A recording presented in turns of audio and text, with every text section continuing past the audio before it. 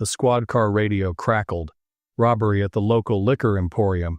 Sammy's Sip and Save is one of those places where a hardworking man gets booze in a neighborhood where its neon sign is a cultural landmark.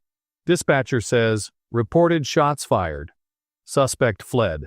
Eli Gentry perked up and answered back that he was on his way. Finally, some action, he thinks. He had just finished a call with a homeowner about some kids playing mailbox baseball. It was the first Saturday of summer after school let out. Of course, teenagers are gonna act up, chasing real criminals. That got him ignited. Eli rolled up to the liquor store.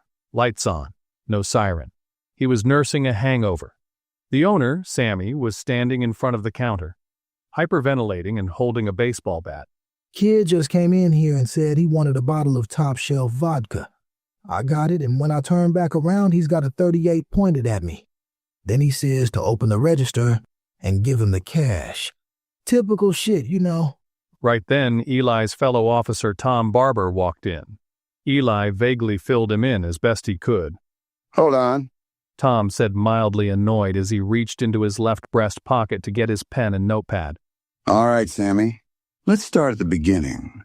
Tom gets the details of what the suspect looked like and other pertinent information to put the puzzle together. Eli goes to the hot dog grill, serves himself, and thinks about the vodka.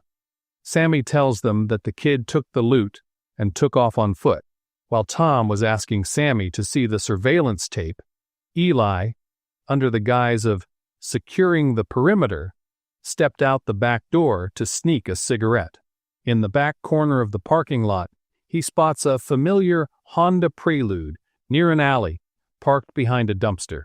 Inside, there's a ski mask, a pile of cash, and a bottle of Grey Goose with a Sip and Save price tag. The driver is nowhere to be found. Eli's about to call it in when it dawns on him.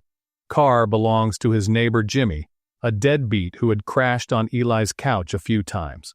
Promised to get straight for months.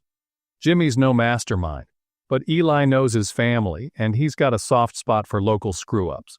Tom, meanwhile, tries to watch a security tape that's so grainy and worn he can't make out anything. It looked like Sammy had been using the same tape since Obama's first term. Eli walks back into the store.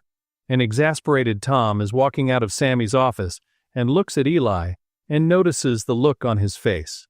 Tom had seen Eli's shifty look before, usually when he forgets to tip the waitress for the free coffee they get at the diner. Tom corners Eli. Find something? What'd you see? Eli takes Tom around back and points out the Prelude. Eli mentioned Jimmy, and Tom put two and two together. Your idiot neighbor kid, huh? Tom asked, lighting a cigarette of his own. Eli nods sheepishly, looking like a kid that got caught throwing rocks at traffic. They both know if they bust Jimmy, Eli's neighborhood drama hits the fan. Eli doesn't want to turn Jimmy in. Just as Tom said something about the correct procedure, Eli reminded him about that time Tom borrowed evidence room weed for a weekend with a local professional. So they agree to push the Prelude down the alley, wipe their prints, and tell Sammy the robber got away clean. Sammy's got no proof anyway. Taught him to update his security system. Back at the station, they file a report so vague it could have been written by someone with a concussion. And now Eli and Tom got enough dirt on each other that they can teach a masterclass in mutual blackmail. Eli let Jimmy know he owed them big. They both downed shots of vodka in acknowledgement of Jimmy's renewed dedication to the path of the straight and narrow.